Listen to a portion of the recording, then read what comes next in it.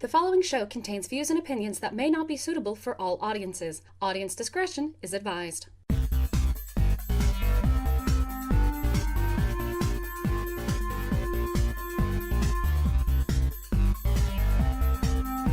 Welcome to Thespian Talk, everybody. I am your host, Gomer the Ranting Thespian, and my co-host with me this week is the Cat. Hello, everyone. And the other of the two people who have expressed interest in hopping on the show after Holly Christine decided to step away from the show, I want to introduce you, or I guess reintroduce in this case, because when you hear him speak, you'll probably recognize the voice if you've been listening for a while. But this is Arik Drake. How you doing, Arik? I'm doing pretty good today. Yes! So I mentioned that people might recognize your voice. Do you want to go over why they might, or do you want me to do it? Nah, it's my thing to tell. I can totally tell it. Go for it. Yeah, those of you who are longtime listeners of the show, or medium-time listeners of the show, or have randomly grabbed something off the internet because somebody told you, hey, you should check this out, might recognize my voice under the pseudonyms Lady Renee and Dark Rose, whatever I decided to put at the end of it that day. There's a reason for this. Mm-hmm. I recently have started transitioning. I am FTM, trans male, and have started on testosterone just recently, so vocal pitch changes haven't exactly started yet, even though I got a little excited this morning. And if you check my Twitter feed at Arik Drake, you will see me getting a little too bouncy boy about this, but yes. Hey. So that's a thing that's happening, and over the next few weeks, couple months, while I'm on here, because I do plan to be here regularly, I promise, you might hear some random, voice cracks or random deepenings. Do not adjust your computer or iPod or whatever you're listening to. That's just me going through second puberty. Yes. And all the lovely joys that come with it, including looking completely like a chick and my voice doing that. Oh, work's going to be fun. Yeah. They are pre-mocking me for the fact that they're going to be mocking me. Oh, dear. It's a rite of passage, right? Yeah, I guess. As long as it's all in good fun, I guess. Yeah, suppose. with coworkers it is. With customers, not so much. But that's a whole other show for a whole other day. Yes. Oh, so yay. So it is actually good to have you back on the show. It's good to be back. I know I kept saying all those projects I wanted to do, and I kept saying I was going to come back, and I kept not doing it. And if I'm perfectly honest with myself and everybody else, this is kind of why. Yeah. I kept talking about, I'm going to be on camera, I'm going to be doing this, going to be doing that. But in order to do these things, I have to not do all this stuff I want to do, like cut my hair, or lose weight, or lose enough to get reduction surgery and bind. Because stuff I was wanting to do happened to require being incredibly female, and it just wasn't okay. Accepting this, I can actually come back. I can do things, so hoping to be a lot more active with this and other stuff. There you go. Yay. Yes, and it is awesome. Although, second puberty, I've never heard to it referred as that before. Well, think about it. That is kind of what it is. I've had one puberty, yes, but what about second puberty? There you go. Yes. Oh, so yay! All right, so some things have changed since you've last been on, Ari.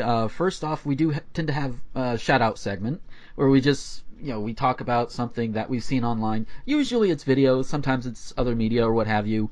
And I really should have mentioned this to you beforehand, but I don't expect anything, especially since Kat usually doesn't have one. That's right. Yeah. It's so much so it seems to become a running thing.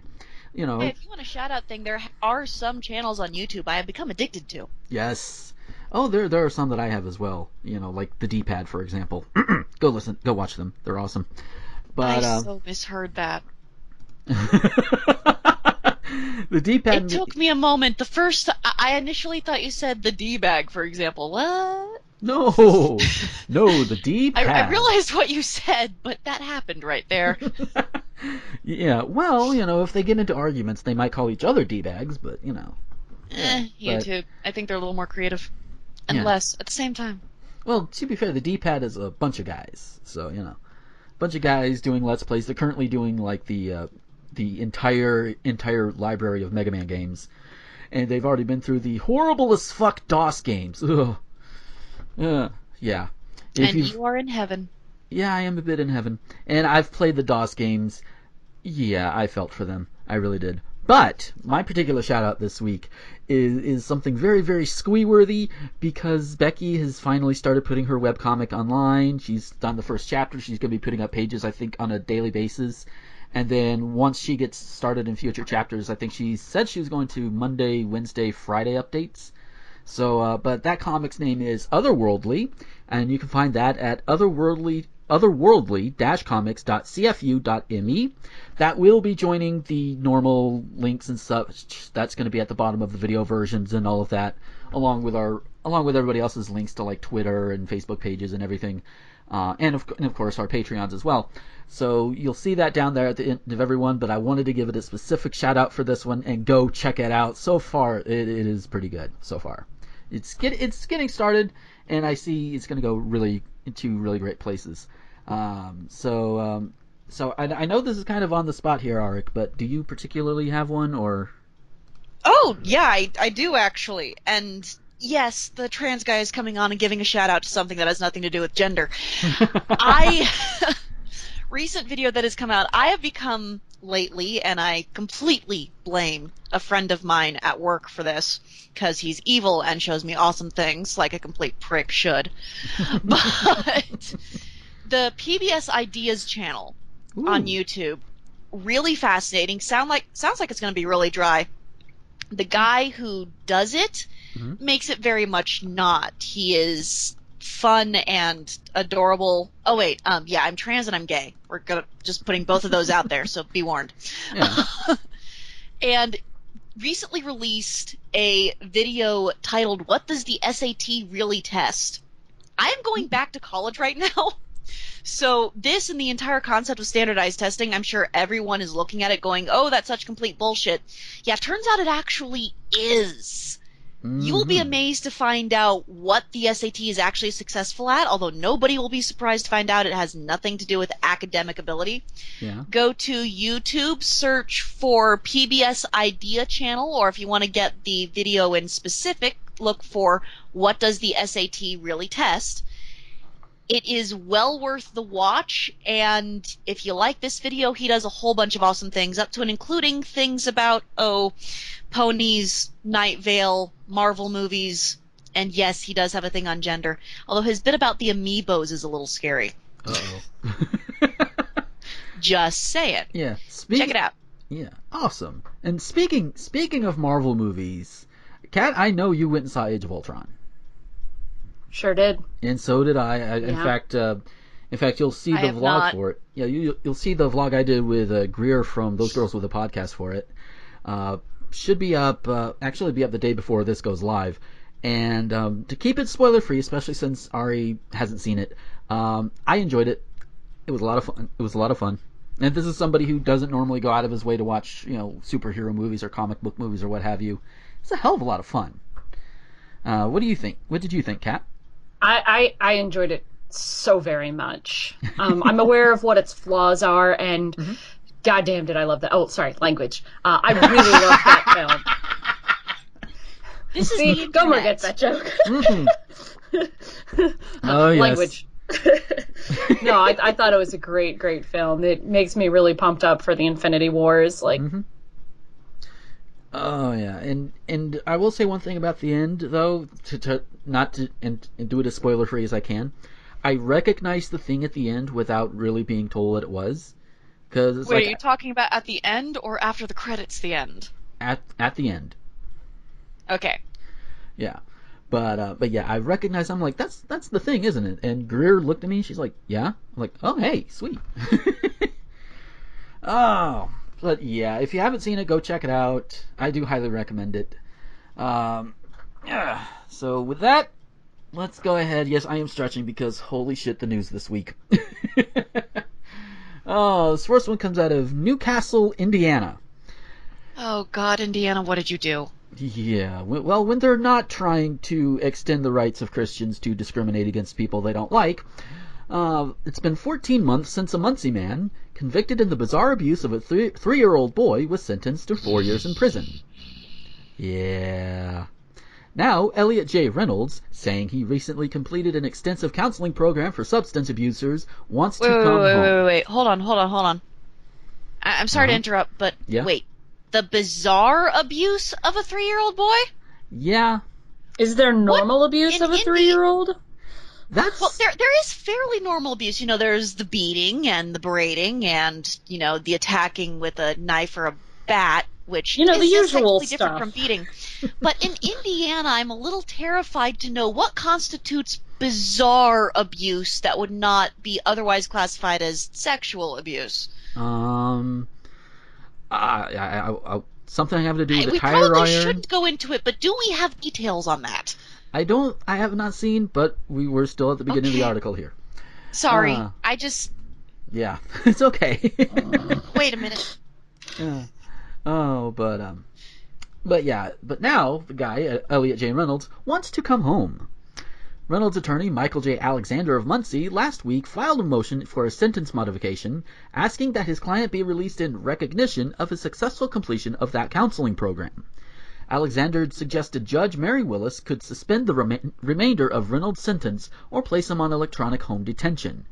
The judge has not scheduled a hearing on Alexander's request, at least not as of this show, noting that Henry County Prosecutor Joseph Bearjacks that sounds funny. Would have to sign off on any change in Reynolds' sentence and has not done so. And Bearjacks was out of his office Friday. Testimony at a February 2014 sentencing hearing indicated Reynolds had used his cell phone to record his abuse of the child, a son of the defendant's then girlfriend, who at the time lived in Middletown. One video showed Reynolds chanting, I got you," in a high-pitched voice, repeatedly slapping the 3-year-old in the face and head, then holding his hand over the increasingly frightened boy's nose and mouth, preventing the child from breathing for as long as 20 seconds. Okay, I'll call that bizarre. Yeah. Other recordings, not displayed at the sentencing hearing, showed Reynolds spitting and urinating on the child as he slept. Ew! This just, ew! He's how old is he? He's 3. 3-year-olds, they're not into water sports, dude. They don't even know what water sports is. I don't think it's even in good taste to make that joke. Probably not, but I made it anyway. I'm pretty loosey-goosey about those things. Yeah. But it's just, dude, no. The whole takeaway from that is just, dude, no. This is not somebody who should be allowed back around that same child. No way. I wouldn't allow him around any other child. Seriously that he was high at the time? Well, let's find out. At the time, Bearjacks said the video evidence speaks 1,000 words. In sentencing Reynolds, Judge Willis said the little boy had been terrorized and the defendant's crimes showed a level of depravity. No shit. Yeah. Yeah, Reynolds attributed his actions to abuse of prescription medication and also said he had been a target of teasing and sexual abuse as a child. So fucking what? I was a target of teasing. I was a target of abuse. I was a target of any number of things. And everybody who's... okay, I don't think any of your listeners would, but anybody they show the show to who isn't one of your standard listeners who is thinking, oh, well, you're trans. Yeah, fuck you. That's not what starts it. But... I wouldn't do that to a kid. Yeah, No! For those, if this is your first time listening, where I'm currently staying, there are 4 kids running around, 4 foster kids that my parents watch running around here, and they do get on my nerves, and I often, just out of just kind of just frustration say, you know what, I want to defenestrate the lot of them, but I don't. Because I know I would get... I really do love that word now. Yes, I blame you for that word. But I don't really do it. It's not something you really do. Well, you could. You're only in a 1-story house. True, but... I mean, they're too old to bounce, but they are big enough to put their feet down and land. Yeah, possibly. This is the discussion we're having right now. Yes, indeed. Whether or not defenestrating a small child out of a first-story window or only Just story window. as an excuse to use the word defenestrate. Yes. You could put a pool outside. Put a little kiddie pool out there. They'll be terrified, then they'll land in the water and go, hey! And then they'll want to do it again. fun. Wait, don't encourage that. No, we do not encourage defenestration of children. Just, no. Unless they're zombie children. If they're zombie children, then yeah. Fuck them. Yeah. But if they're zombie children, you're not defenestrating, you are chopping off their goddamn heads. Yeah, true. Well, it's whatever's easiest at the time. I mean, Yeah. you can't always make the right call at the right time. Or you could put their head out the window and defenestrate just the head. Yeah, That there works. we go. Sharp window, though. Oh, yeah. Hey, it could work. Glass, you know. Yeah. Yeah. So, alright, it also says, in Indiana, many felons are often released after serving half of the sentence imposed by a judge. Further sentence reductions can be earned through completion of counseling and educational programs. That explains a lot. Yeah. According to a State Department of Correction website, even if Reynolds' sentence is not modified, the Muncie man is scheduled to be released from prison on August 24th. So, he's getting out this year anyway, but he wants to get out sooner. Dude, just with as much time as it would take for everything to go through, knowing the legal system like we do, you're better off just waiting, dude. Just wait. Well, Yeah, I especially think, the legal like, system in Indiana. I know firsthand that it is a complete crapshoot. Well, secondhand, that it is a complete crapshoot. I was a kid. Yeah. Oh, and Well, geez. the idea of getting out early means that you weren't as guilty. I think that's what they're going for. Like, well, look, this is a good guy. He's an innocent guy in jail longer than it needs to be. Let's get him out. He's not that bad. Like, I think that's the idea. Yeah, except for the fact this guy, he's gone to prison for, among other things, peeing on a child! And just, no, dude. It's so gross. It's like, no. I mean, it's like, even with good behavior, it's like, no. Was the kid at least on fire? I don't think so. I think the kid was sleeping. I'm amazed he Not didn't cool. set the kid on fire, to be honest. Yeah, Yeah, thankfully. that would make it worse. That would. Make it a lot worse. He probably wouldn't Setting you have been able on to get out fire of just jail. so he can pee on you. Yeah, no. Oh, no. Ugh. Oh. So, we leave Indiana, and we go to Alabama. Alabama! Yes, where now Ari had sent me a story about it. I tried to go back and get the link, but I couldn't find it. But I believe it is Alabama that is trying what Oklahoma has went and done, and just say, hey, you know what? We're taking the state out of the whole marriage game, because not because of anything, even though they try and make all these reasons, but I know the real reason would be because they don't want gays to get married, and it's so much so that they're willing to fuck over the straights too. Just saying. But that's not what this story is about. This story, legislation designed to shut down Huntsville's abortion clinic, was filed Tuesday in the Alabama House of Representatives.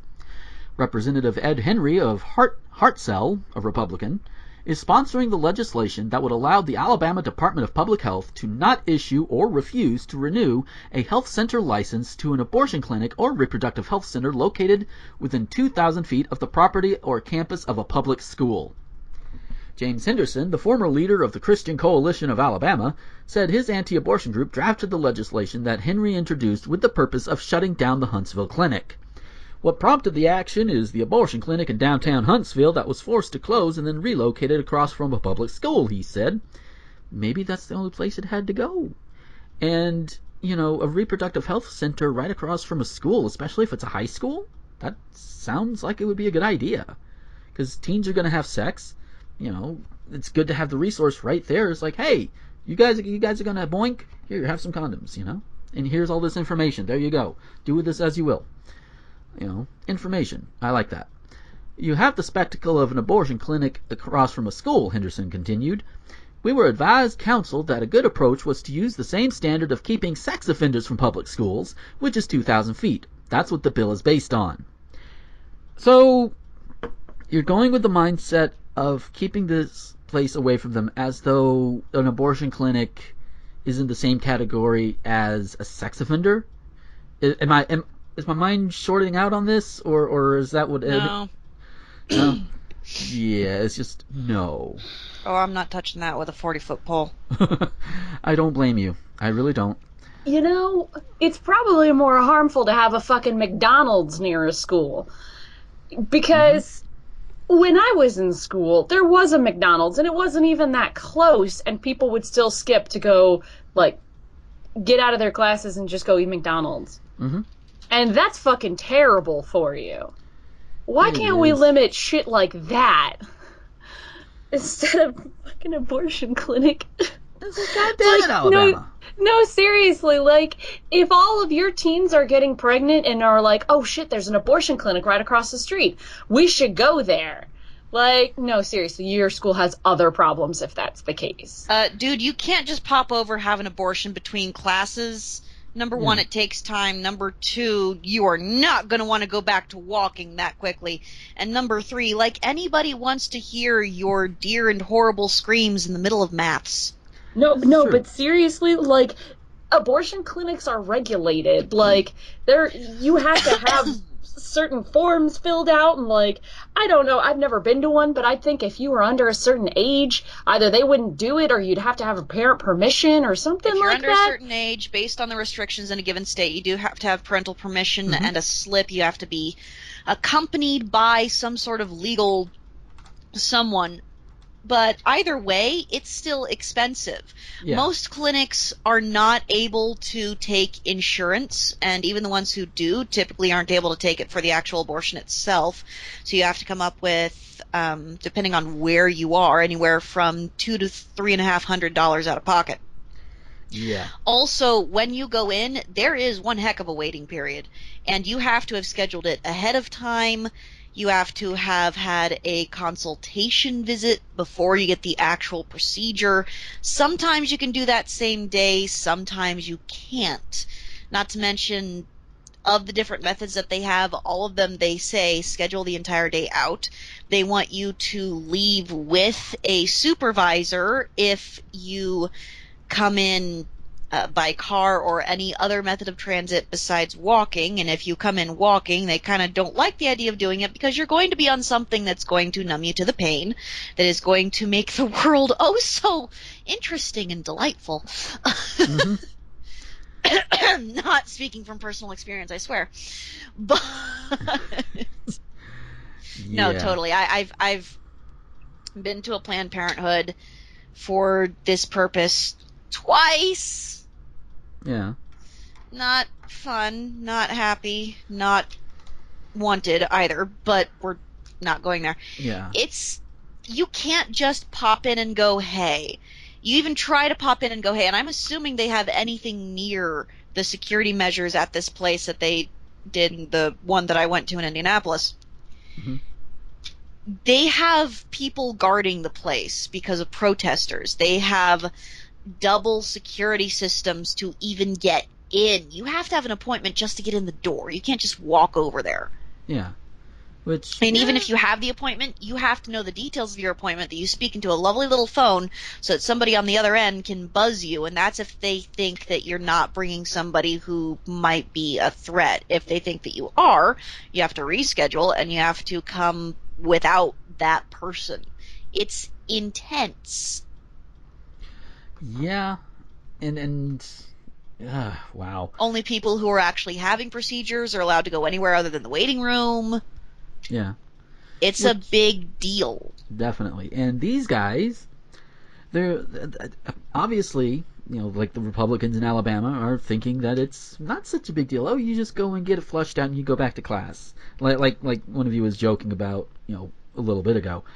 Yeah, these guys... technically speaking, you could walk in there, have your exam, get the pill, the abortion pill, and walk out, and then suddenly go kerfloosh between classes and realize you're in way more pain than you thought you would be. But this place doesn't have to be across the school for you to do that. Yeah. You could have gotten that, say, over the weekend and wimped out until right between biology and gym. Yeah. Which is the stupidest ever time to do this. Indeed. You know exactly what's happening, and no way can you participate. Exactly. So yeah. The thing, I think, the big takeaway for me on this is they're trying to do every little thing, and it's like they say yeah, and I'm pretty sure I know what the rhetoric would be without having to look at it. It's like they want to save the baby, save the fetus, and everything. But George Carlin's words keep ringing back into me. They care about you until you're a fetus to 9 months. Well, if you're preborn, you're fine. You're preschool, you're fucked, basically, because they have all of this stuff. They're trying to fight so hard to protect the fetus, which, yeah, some of the people that are a little bit more cynical know it's not about the fetus. It's about punishing women. But yeah, they don't care about the child once they're out of the womb, unless it's their own, and even then it depends. Yeah. I'm not going to go into the other thing you said, but I am going to say, actually, I think they're doing a perfectly okay thing for all the wrong reasons. Oh, yeah? Such as? And in all the wrong ways. Okay. I think in our current cultural climate that's likely to stick around for a while, we really shouldn't be having specifically abortion clinic branches of Planned Parenthoods and whatnot anywhere near schools. Okay. Not for the reasons they're saying. Okay. But because there are people like that. Oh. I don't think we should be having these incredibly vitriolic protesters mounting their campaigns near schools. Now that I can agree with there. Although, I want to give both the clinic and the school children a break from this. Yeah. Yeah, I can understand that, because if you've seen enough of the protesters, holy shit. Ugh. Oh, I have. Yeah. I've been accosted. You remember that time when they were protesting so hard that they were lined up all the way down Meridian, went right by my apartment? Oh, I think so, yeah. Yeah, let's not have that sort of bull Right happening outside of a anywhere school? near a school. Kids Yeah. don't need to deal with that when they're busy dealing with the fact that their brains are a mishmash of chemicals. Yeah. Oh, so Kat, we kind of overpowered you on that one. Do you have any other extra thoughts on this, or? No, because I just initiated that part of the conversation, so I'm kind of just going, yeah. You're just sitting there like, yeah. But no, I mean, you're absolutely Dance, right. puppet Like, dance. like the whole thing of them not wanting an abortion clinic is more, I think it's more than anything, it's people who want to hide the truth from children. Yes. It's sort of like, banning the word gay in a school to try and ignore, the fact that something like that exists, where you're trying to erase it from children's minds so that maybe they'll grow up as fucking terrible a person as you. It's them trying to hide something that exists from children because they think it's what's best for the child. They think that ignorance is the way to raise a child, and it's just not. Yeah. Speaking of... You have to be taught how to hate. You have to be carefully taught. Yeah, and I have a feeling that this next person that we're going to be talking about might be one of them. I don't know. I'm kind of blowing air out my ass on this one, but I'm given the guy and his family and his reputation and what movement he's affiliated with, I'm pretty sure some of his kids might be taught to hate. Reality You've got to be taught before it's too late, before you are 6 or 7 or 8, to hate all the people your relatives hate. You've got to be carefully taught. Indeed. Yes, I just did that. Meh. Reality television star Josh Duggar believes Christians should enjoy a special right to discriminate against LGBT people or be made victims of discrimination themselves. The star of TLC's 19 Kids and Counting, who works for the anti-gay hate group Family Research Council, said Christians were being forced into silence on social issues such as same-sex marriage, reported CNS News. I would just like to remind people that I am dating a Christian, and she is nowhere near fucking silence. Neither is the majority of the Christians that I talk to in my daily life. I'm in Mormon country! Yeah. They love me! Exactly. No, seriously, they fucking love me. I am slowly becoming the darling of my workplace, surrounded by all the lovely Mormons. because I came out as both trans and a gay guy. They're getting a kick out of me. There you go.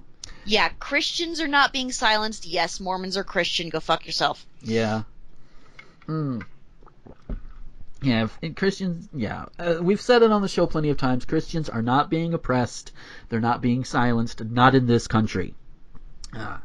Duggar, the eldest of 19 children and affiliated with the Quiverful movement, described his Christian views as mainstream orthodoxy. No. No, I don't think that so. is not mainstream. No, far and from it. And it isn't orthodoxy. It is a splinter sect that adheres to orthodox tenets, but it is not in itself an orthodoxy. Yeah. Right now in America, there is an agenda to silence people of faith, those who hold a dissenting opinion, Duggar said. That's not what America was founded on. America was founded on respect, tolerance, and really not discriminate against people based on their religious convictions. No, just on their skin color. Yeah, basically. Or their gender. Orthodox Christianity in general, and all faiths really, ascribe to the fact that the family is central to everything. When you look at our economy right now, and you look at the other issues, national security, immigration, all these issues that we face in our country, it all goes back to when you have strong families, you have a strong economy, you have a strong nation.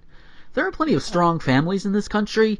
The problem is the definition of family tends to change over time, just like the definition of marriage. And you can have the family you're born with, but then you can also have the family that you choose. And as to that whole all faiths really centered on marriage, I think the Dalai Lama would like to have a word with you. Yeah. Not to mention the whole of actually, wait, no. I was about to say India, and I'm like, it's a caste. Oh, yeah.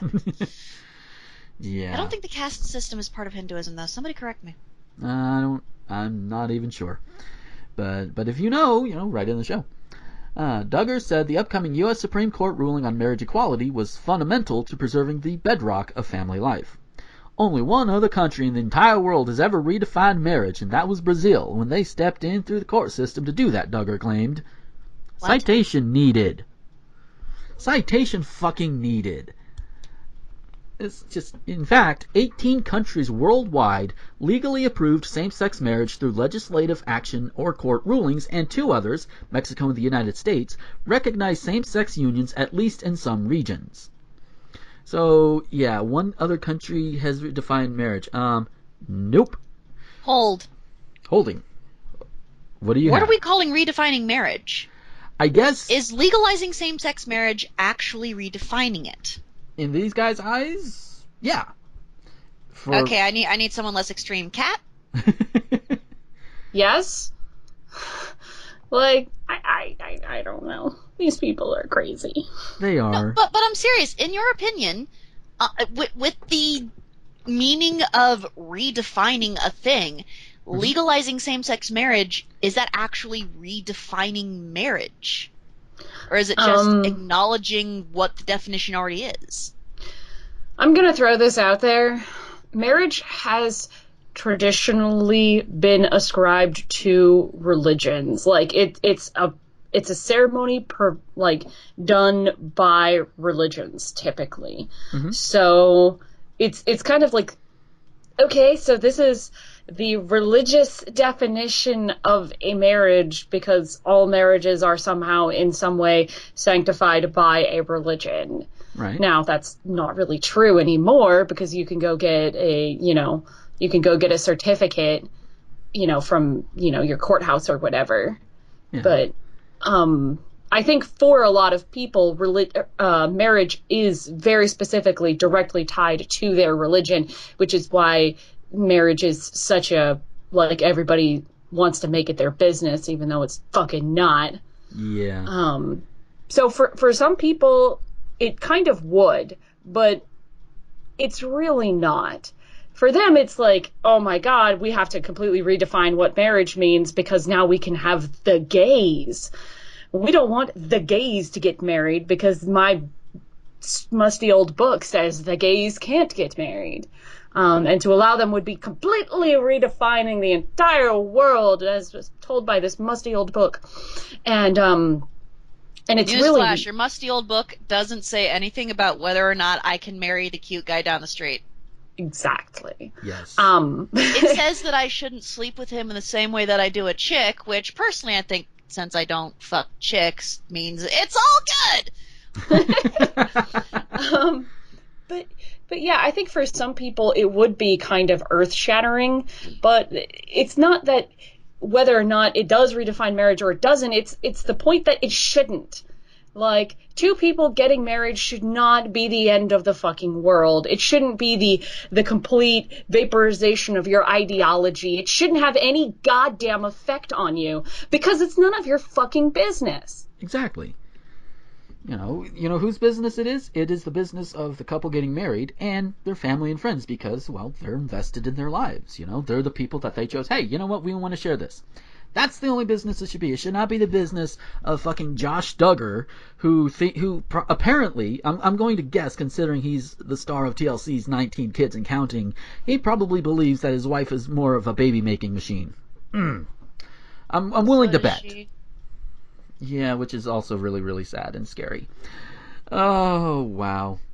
But there is more. He compared the case to the Roe v. Wade decision that overturned the state bans on legal abortion. I think that in 1973, the court had another decision that they said we're going to decide this once and for all, and Roe v. Wade, when that was handed down, it only began the debate that still continues today, and obviously we know where that issue stands now, Duggar said. All of Americans understand that the issue is not going away, so I think what we have to realize is this is only the beginning of a larger discussion. And what's really at stake here is the American family, he added. The American family is evolving. Oh no, we can't have that. Oh wait, you're probably one of those people who don't believe in evolution anyway, so that's double scary for you. Bear in mind I'm guessing.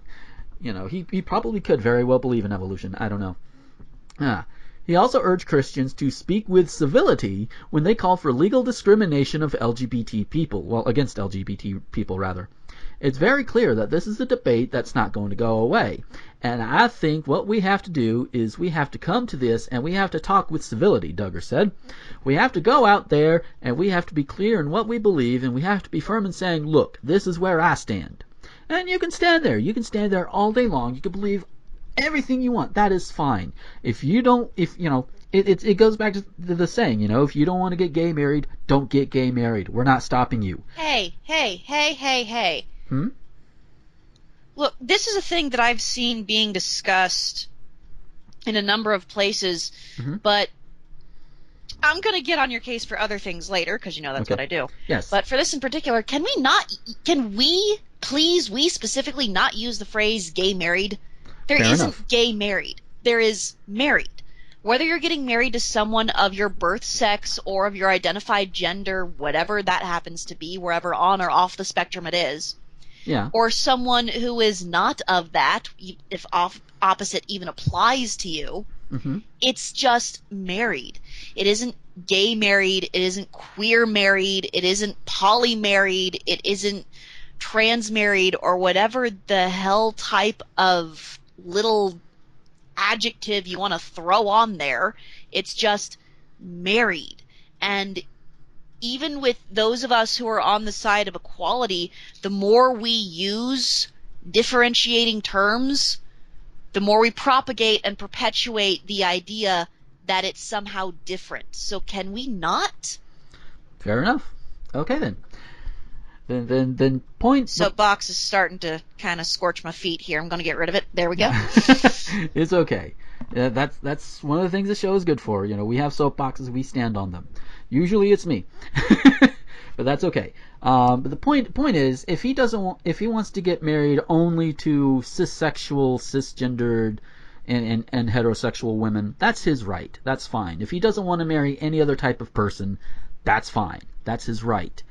What is not his right is to tell people that they're wrong for marrying somebody that he doesn't believe they should. Like, for example, if, say, Kat wanted to marry one of her female friends, cis-sexual, cisgender female friends at work, then it wouldn't be his place to tell her no.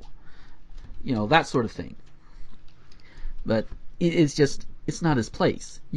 Personally, if you do it your own self, that's one thing. If you have your beliefs, but don't push it on others. I think it's the big takeaway I'm trying to put out there. So yeah, and I just kind of tossed Kat's example out there without even asking her. Well, do you have any thoughts on this? Because yeah, it was like, so yeah. Do you have any additional thoughts before we go on, or? No. Just people need to fucking mind their own fucking business. Yeah, there's your big takeaway from this story. There you go. Oh, and we mentioned, we mentioned schools at one point and being taught to hate. I don't know how much hate is being taught with this one, but Republican-sponsored bills introduced in the North Carolina State Senate this month would force high schools to teach students about conservative principles before they can graduate, while silencing the political opinions of teachers in the classroom. Wait, what? Yeah. According Link. it's right there on the thing there. But according to North Carolina Policy Watch, the State Senate Education Committee debated for less than 2 minutes before passing SB 524, which would require all high schools to teach a semester course called Founding Principles of the United States as a prerequisite for graduation. The class, which would replace American History 1, includes lessons on civics that mirror a bill being pushed by the Koch brothers-backed American Legislative Exchange Council, or ALEC. Trevelyan. Okay, hold on. As hilarious as putting it that way is, they are pronounced the Koch brothers. Koch brothers, okay. So we're going from dicks to druggies, but yes. Still. I'll go with whichever one is funnier. Because with all the stuff that they go through, I don't think they deserve my respect. Hey, human beings. Okay, enough respect to where I don't kill them on sight. The basic respect, any beyond that, I don't think they have it. But students would be required by law to learn about constitutional limitations on government power to tax and spend and prompt the payment of public debt, money with intrinsic value, strong defense and supremacy of civil authority over military, peace, commerce, and honest friendship with all nations, entangling alliances with none, eternal vigilance by we the people. Earlier this month, the same committee passed a bill that would prohibit teachers from campaigning during school hours. State Senator Angela Bryant, a Democrat, pointed out during the debate that murky language in the law failed to place limits on the prohibition, potentially infringing on a teacher's rights. She said that teacher could be barred from appearing in campaign ads, for example. And Republican State Senator Tamara Barringer worried that the bill also would prevent teachers from advocating for causes that benefited their school at PTA meetings. The bill passed by a voice vote. So based on the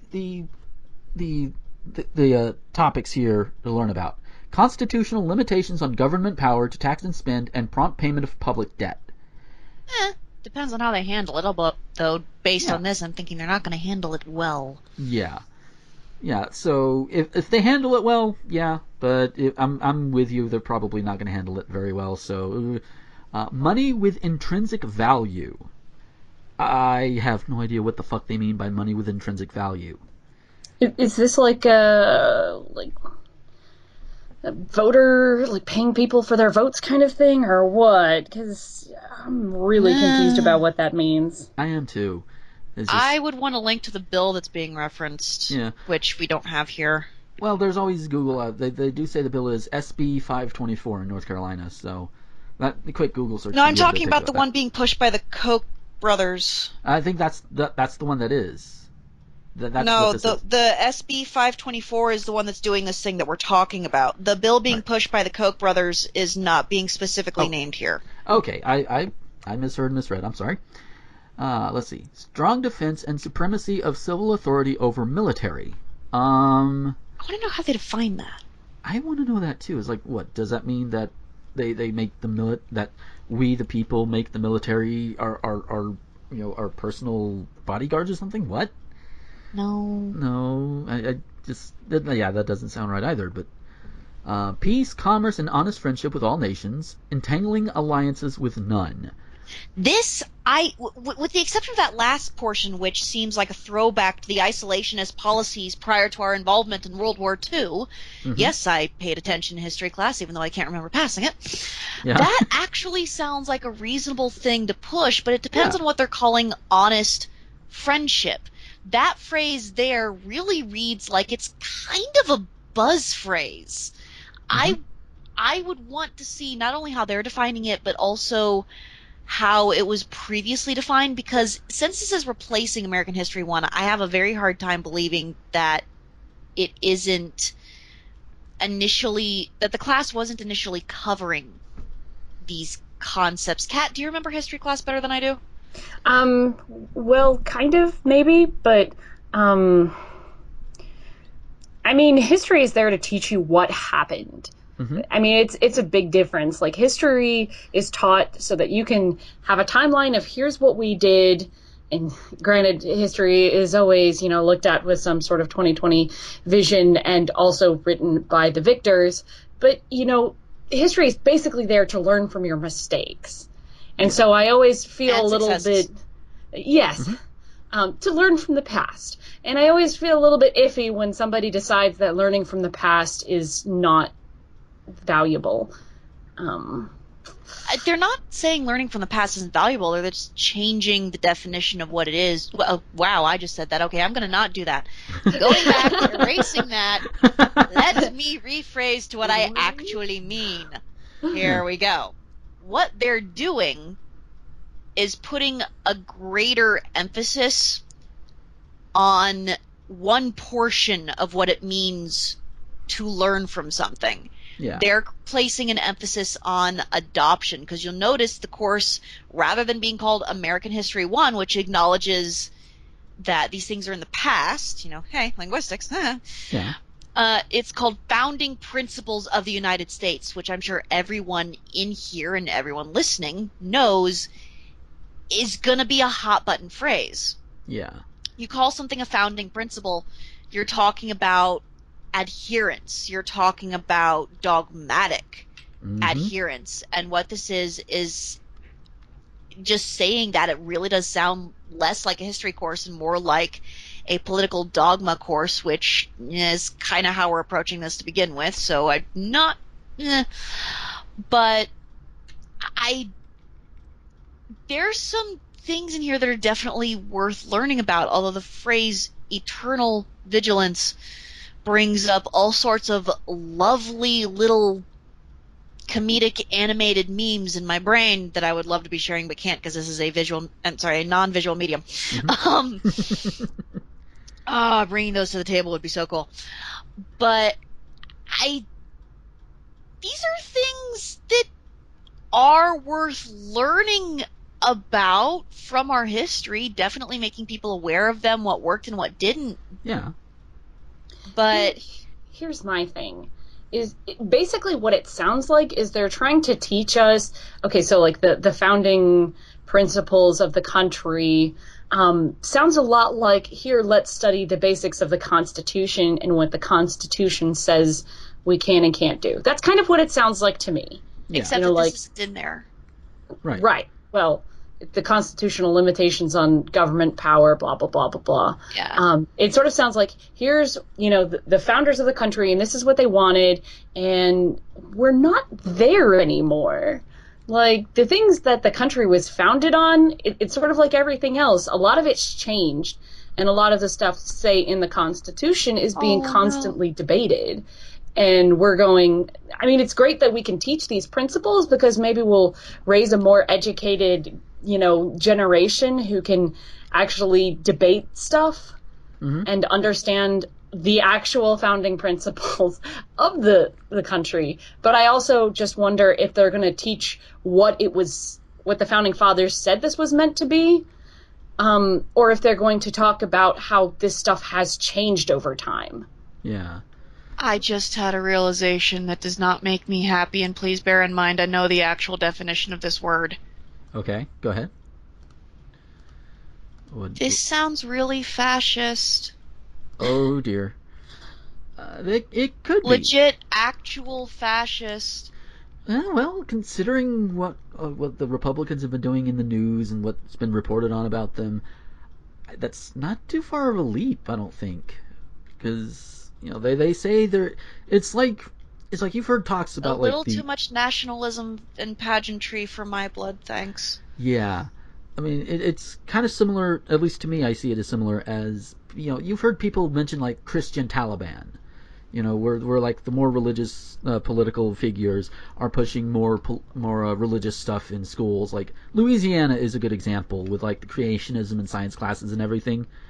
And it's like, and it's like you have the politicians saying, yeah, we fuck the Taliban, fuck those people, those fundamentalist assholes, when they're doing the same goddamn thing. It's just under a different name, or at least similar things under this damn name. They're hypocrites, basically. So they probably wouldn't call it fascism because no, fascism is bad. This is national pride. That's what that is. Americans can't be fascists. That's exactly what they're trying to say. Basically. Is that like saying black people can't be racist? Yeah, basically. It's exactly like yeah. I just opened a can of worms for you. I apologize for your inbox. Oh, it's okay. But speaking of racism, or at least in this case, well, racism is very high potential in this one, but also classism. Low-income Wisconsin families won't be able to buy shellfish with food stamps and will have a much harder time getting basics like dried beans, pasta sauce, and cooking spices into their kitchens under the latest state-level Republican proposal to tighten the government's grip on the poor. A bill proposed by State Representative Robert Brooks, a Republican, would ban stores from accepting Supplemental Nutrition Assistance Program, or SNAP cards, for lobster, shrimp, and any other form of shellfish, and set a long list of additional rules for the first 2/3 of recipients' monthly spending. Wait, what? Didn't they do something like this in Kansas? I don't know, but I've been on Snap. You remember this. You were there. Oh, yeah. And I'm trying to figure out how you make rules for the first 2/3 of the spending. Unless they don't do it on a card like Indiana does. Well, no. According to this, it looks like they do it on cards in Wisconsin because they mentioned SNAP cards. So, yeah, but they may not. There are some places that don't do it all on one card. You know what? I'm going to shut up and let you finish. Yeah. Lawmakers held a committee hearing Thursday on the bill, which would require a federal waiver to implement.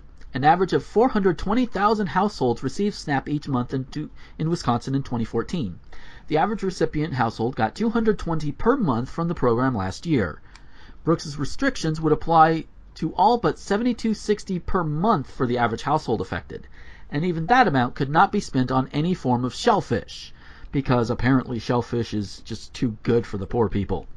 It is expensive. You really shouldn't be spending your SNAP on shellfish. Yeah. There are other, get tuna, get cod, get something like that. Don't get shellfish, trust me. You want to save that money for things like vegetables. Yeah. Well, see, shellfish, that includes things like shrimp, right? They have canned which are shrimp. Still mondo expensive. Yeah, but they have canned shrimp. I did all the grocery shopping. Shut up. I know what I'm talking about. Yeah. I know a little bit too now.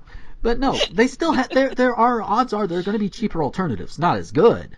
Again, canned shrimp, but, okay, maybe not as flavorful, but they will have more nutrients. Yeah. So still, there are other alternatives. They're just saying, hey, none of it. So, because fuck you. Next to other recent state-level SNAP restrictions, Brooks's bill looks like an attempt at a compromise. It mandates that at least 2/3 of a recipient's food stamps be spent on designated categories of food, and leaves the last third unrestricted. I kind of thought food stamps would be just, buy food. Odds are, okay, we've been there. Let's say $220 per month, and that's all you've got for food. I don't think the majority of poor people that are relying on that for their food are going to be spending that on shellfish and other more expensive things because it would be that expensive. And they would last maybe... I do applaud him for, quote, resisting calls from colleagues to add steak to the list of banned foods. Yeah, because just no. That would be stupid. I mean, it's you have the limit. Your limit is how much you get. You get 220, that's all you have for the month. You got to make that last. Poor people are not so stupid to be like, oh, hey, we have 220. We're going to go buy a bunch of shrimp that's only going to last us 5 meals out of 30 days. They're not going to do that. Unless they're extremely stupid. Might be that stupid once or twice, but after the first couple times you go, hey, let's grab things that I can, I don't know, make into a stew, make into a casserole, stretch around a bit. You're going to go for frozen vegetables instead of fresh vegetables, which actually can be more healthsome. Believe it or not, if they get flash frozen on site, as opposed to sitting on the truck, you're presuming more nutrients. Hey. There you go. Oh, so let's see. Skipping down a little bit here. The law would restrict access to a whole range of commonplace ingredients as well. Some of the things that would be harder to buy for poor families who cook include herbs, spices, or seasonings, all nuts, red and yellow potatoes, smoothies, spaghetti sauce, soups, salsas, ketchup, sauerkraut, pickles, dried beans sold in bulk, and white or albacore tuna, although cans of light tuna are allowed under the rules. Hold on. Yeah, I think Nuts? Yeah. Dried beans? It's like, what the fuck? These are primary sources of protein and more vitamins than I really want to get into. These things are crucial and really cheap. Yeah, and you want to restrict them? What the fuck, dude? What? You want them to only eat the fucking Oscar Mayer lunch meats and the worst bread you can get at a store? No. I like sandwiches. I love my sandwiches. You know this. But even I don't eat sandwiches all the time. I don't eat burgers all the time. Just to have them all the time? No. Just can't do it. No. Kat, do you have any additional thoughts or anything about all of this? Because we've just been kind of going. That's because we've been on the snap. Yeah. Is like salsas, like dried beans. Soups. I forgot to get on a box about soups. So pretend that I did that. Okay. Like these are like, say for example, dried beans. This almost to me, and maybe this is a leap, but that's almost kind of racist because say Latinos have a lot of that in their diet. Like it's a staple. Oh yeah. Like no kidding. When I lived in Puerto Rico, my entire diet was red beans and rice. Like we had beans all the time. And to tell people, say Latinos who say may or may not be a demographic who may or may not rely on this sort of thing more, to tell them that they can't have one of the major staples of their, not just their diet, but their culture in their fucking house, that's ridiculous. Yeah. And like you said, they're like nuts and beans are great sources of protein. They're really good for you and they should be in your diet. In fact, people who can afford it should eat them more. Yeah. That reminds me, I need to amend my shopping list. And that actually reminds me I should start keeping some cashews on hand. Especially considering now I'm back to being able to donate plasma on a regular basis. So it's like I can get a can of cashews every couple of weeks. Cashews maybe not so much. They have a high fat content, but now we're going into nutritional talk. I actually want to bring up something else from the article here. Oh, go for it. The wave, and this is going into the whole racist thing, and Kat, I would love to hear what you have to say on this. The wave of hard-hearted food stamps laws follows a concerted effort in right-wing media to portray beneficiaries as greedy swindlers. The, quote, young buck buying T-bone steaks, close quote, image that Ronald Reagan used to smear SNAP recipients in the 1970s and 80s has been updated thanks to a Fox News special report. Oh, Fox News. I want to talk about that phrase. The young buck buying T-bone steaks. Cat, go. God, do we have to talk about that? Oh my god. Yeah. Do it. Oh boy. Well, we could start with people dehumanizing other human beings by referring to them as animals. Yeah, which let's also go to specifically who you know he's talking about, and we're gonna leave frickin' Armani out of this. Sorry, not Armani. Which company was it? Doesn't matter. You know what I'm talking about. I think so, yeah. Oh, yeah. And if you've never thought about how people of, certain skin colors get referred to as animals, you should take a look at anything having to do with Baltimore right now. Yeah, which I'll admit we haven't been talking about Baltimore much on this show, but then again, if we do, it would take up the entire goddamn show, and it would be mostly No, because seriously, if we talked about Baltimore, like, it would just be me rehashing everything from Ferguson, and since I live in St. Louis, this is, like, really nothing new for me, but I'm also from Baltimore, so this is all really fascinating and horrible. It wouldn't be just that. It would also be me discussing the trans woman who was jailed as part of a group grab this actually happened, and yes, I'm going to throw this in here because it got brought up, and Yeah. I am actually angry that my roommate hasn't heard about it. The reason he hasn't heard about it is it didn't make Reddit. Really? Something didn't make Reddit? He Holy gets shit. his shit from Reddit. This, he'd never heard word one, which means, someone please write in and correct me if I'm wrong, that it didn't make Reddit.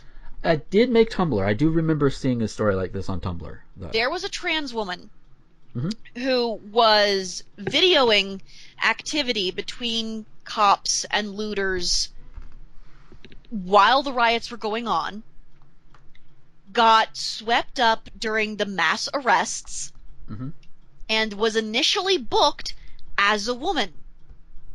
Then the cops found out, and this is all stuff being told to us by her lawyer, in addition to police reports, that she was assigned male at birth. Oh. She was placed into a men's detention area. She was forced to hand over her bra because it had an underwire. That was the excuse. She was forced to wear standard men's detention clothing, which included a shirt that was relatively sheer and through which the outline of her nipples was highly visible. Yeah. Referred to with male pronouns, referred to by birth name anytime she tried to bring up a complaint, in particular about sexual harassment, which she was receiving from both inmates and the cops on duty. She was shrugged off or told that's just how it is. There was assault, there was a number of things. Her bail was increased substantially. I believe it was initially somewhere around $600,000. Well, even though she was charged with felony theft, I think it's third-degree felony theft, which is a misdemeanor. I don't have the story in front of me right now. I apologize for that. And then it was shot up to around $1 million. Jeebus. The moment they found out that she was assigned male at birth. What I want to know is how did they She find out or only figure got this out, and she finally got out because her lawyer and her friends rallied a bunch of people to put together the money for her bail. Wow. Okay. I'm just kind of. Or maybe curious. it was 100,000, not $1 million. But either way, it skyrocketed. Yeah, I'm just curious. How did they moment find they found this? out. How did they find out? I'm wondering. It's entirely possible that her birth certificate isn't changed. There are a number of states in which they won't let you. If you were born there, they will not allow for you to change anything on your birth certificate. Okay. So, all right. Because I'm sitting here if thinking, you were going to go into that, I would be going on a rant on that. So it wouldn't just be you, Kat. I have a dog in this race too. Yeah. Oh yeah.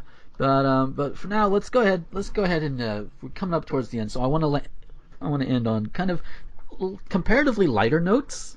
And I say comparatively because these are both really stupid, and we're going to need 2 shots because both of them are Florida.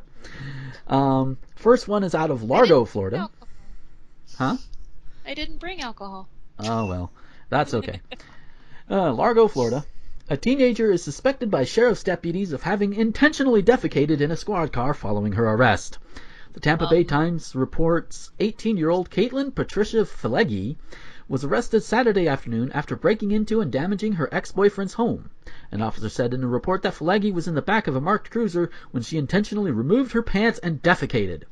Deputies directed inmates to clean the car, which was out of commission for 8 hours. Fileggi faces several charges including criminal mischief, burglary, and simple domestic assault. It is unclear if she has a lawyer. Domestic assault. I guess defecating in the car maybe? Or No, I think the domestic assault is probably to do against her ex-boyfriend. Yes, but it doesn't say whether or not she attacked him, so... She may have attacked him beforehand. Maybe. She may have attacked him with poop. Oh, God. Well, shit. But, yeah, that's just... Of all the things to do in a car, you know, in a police car, yeah, you're not happy with your situation. Well, I'm pretty sure she was happier with her situation. She may not have tried to, break into her ex-boyfriend's home and pull some bullshit like that. Some bullshit. Yeah. And then, Defecation. yes, definitely. And then that led to even more bullshit because her response is, well, I'm going to take a shit right here. Was she on something? All the poop jokes. Yes. I want to know if she was on something. This is I think Florida. she She was probably probably- was. I want to know if she was on something other than being a resident of Florida. That's a I very mean, good that's question. pretty much a drug. Yeah. Oh, believe me. Largo, that... if it's anywhere near Lake County, she might be on meth. I don't know. This Google last... to our aid? Something like that.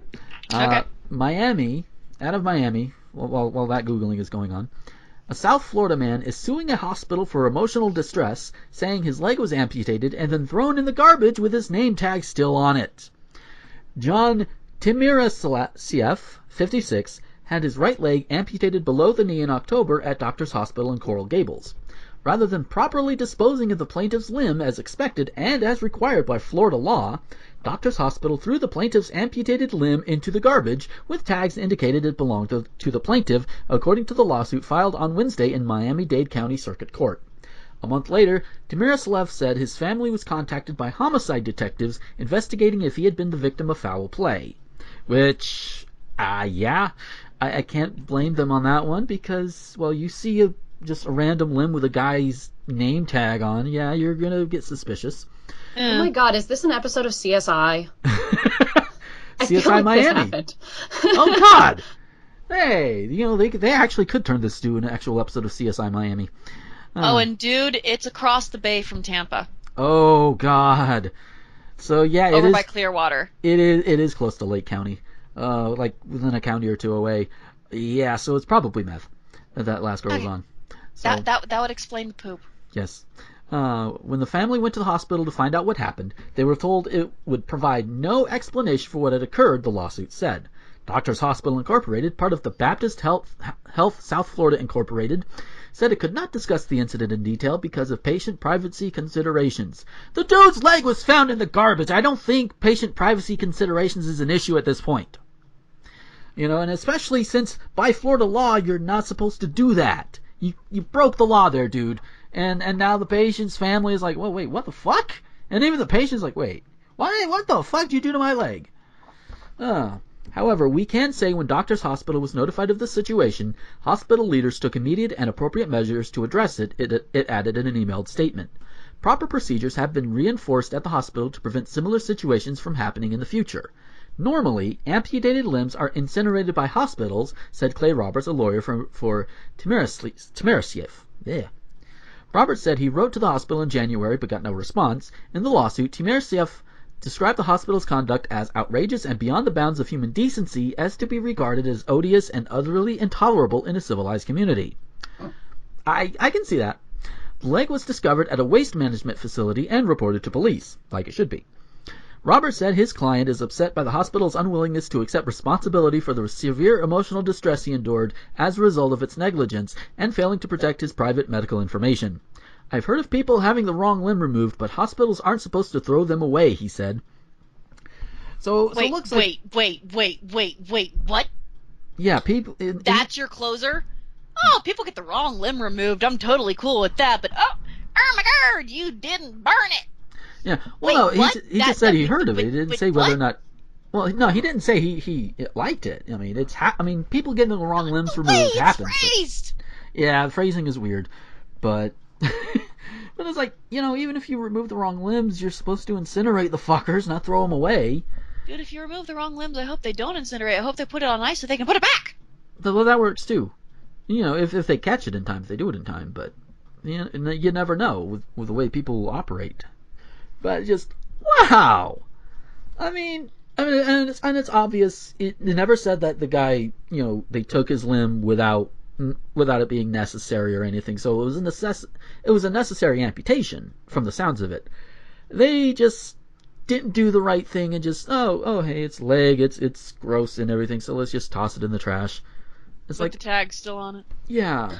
So okay, this is going to be, you should not do this thing, but if you must do this thing, here's how you do it better. You should not throw amputated legs into the garbage after you amputate them off of somebody. Don't do this. But if you must, if you really, really feel you must, Take the name tag off the leg. Well, no, but think about how much more time authorities would have wasted trying to track down the person. They would have been like, we have this amputated foot, we have to find out who it belongs to, and then it really does become an episode of CSI, and then a bunch of taxpayer money is wasted because like they had to go and find out who it was and had to run a bunch of tests and stuff.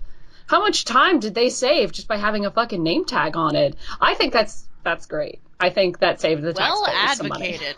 Yeah. And well, yeah, there goes the hole in that argument. But like I said, this is, throwing out the leg in the first place. Again, as I said, not something you should do. So I guess it takes a special kind of person to throw it out in the first place. Probably somebody, I doubt it was malicious on their part, probably just lazy. Or new. Yeah. Or new. But even new, I mean, you would think... The hospital intern. Yeah, but I'm pretty sure even interns would realize, would have been taught in medical school. Yeah, if you have to amputate a leg or a limb or something, then you kind of need to burn it. I would assume that's taught in medical school. Maybe it was on a basis of religious compunction? What if it was like they got done with the surgery and they just had everything still sort of laying out waiting to be cleaned up, and then the doctor got called into another room and the nurse got called into another room and the cleaning guy just sort of came through and, oh, that's disgusting, let's just throw all that away. Oh, God, no, the cleaning guys get more trained in sanitary procedure than the doctors. Yeah. Okay, well, I'm writing a funny scenario, and you can just shit all over that. Whatever. I'm trying to write comedy gold. Yeah, well, I can see that. Yeah, that would be good. You know what? They need. You know what? That actually would make it for a good episode of CSI Miami. Make it one of those. Make it one of those lighter episodes. Very much a lighter one. And if any of the writers of CSI Miami are listening, and you decide to go along with that idea, you give all the credit to my lovely co-host over here, Kat, because is that's that her show idea. still on? I think so. Maybe. God. Yes. Jeez. Yeah, all those CSI shows are still on, I think, or at least most of them. Yep. I don't think New York is still on. Is it? I'm I'm gonna Google this. She's gonna Google this, and she'll find out. Curious minds want to know. Yes. But in the meantime, well, we went over a bit, but that's okay because we had good energy, we had good flow going. But it is now time for us soapbox. to yes, and it is now time for us to head out of here for this week. And so, Arik, if anybody wants to find you and talk to you on the social medias, where could they find you? They can find me on Twitter at Arik Drake. I do not have a Facebook, and even if I did, I'm not giving that to random strangers. Thank you. Twitter is kind of where I live right now. I've deleted all my social media, and I'm starting things over. It's just simpler that way. Yeah. But actually, no. On second thought, I'm thinking better of a thing that I was about to say, and I'm going to not say it. Okay. So that is fair enough. So when I get my YouTube channel up, I'll let you know. Okay. Yay. And Kat, if people wanted to find you on the social media, where could they find you? You could find me being correct that CSI Miami was canceled in 2011, so it's actually been canceled. I was thinking CSI New Orleans. Oh. Or is that NCIS New Orleans? It's I think NCIS that's- New Orleans. You know what? I don't television. Yeah. I don't TV. I totally TV, but I don't TV this kind of TV. There you go. And you can find me on the social medias on Twitter at LabyrinthCat, and you can find me on Facebook.com/NerdistCat. And then you can also check out my other shows, What the Fuck with Josh Hadley and Charlie McMillan, over on 1201beyond.com. And then my other show, Nerd to the Third Power, which is on Channel Awesome and YouTube and This Week in Geek and iTunes. Yes. Busy. Yes, very much busy. And and speaking of busy, or at least it feels like I'm busy, holy shit, you can find me on the social medias on Twitter and Tumblr at Gomer21XX. You can find my Facebook page, Gomer the Ranting Thespian. Just go Gomer Ranting Thespian, and that you should be able to find it. And let's see, you could also find my stuff on rtgomer.com and nerdvice.com, both of which also house other productions that I've done, including other podcasts that I'm doing, including the new one that I'm at least tentatively calling Audio Babbles, which is basically me when I get bored and I just want to ramble at somebody and nobody is online. So it's still a little bumpy start, but go give it a listen. It'll be it'll help, and any ideas will help there. And yeah, as far as my Patreon stuff, that's in the bumper. That's going to come up after we sign out of here. And don't forget, check out Becky's comic Otherworldly, which the link will also be below if you're watching it on the videos and on the sites and everything. So go check that out. Give her your support. Give her money through Patreon. All of that good stuff. And with that, we are going to get out of here. Thank you guys for listening. And until next time, this is Gomer, the Ranting Thespian, with the Cat and Arik Drake, signing off. Thespian Talk is an RT Gomer Productions presentation. Our show's theme is Kick Shock by Kevin MacLeod. Find out more at incompetech.com. If you like this show and want to help support future episodes, head over to patreon.com/Gomer21XX. For a contribution as little as $1 per production, you can get early access to all future productions, as well as monthly Patreon-only vlogs and announcements. Our show's artwork was produced by the talented Becky Hopkins, who can be commissioned by going to patreon.com/BeckyHop. Check us out on iTunes or visit rtgomer.com for more great shows.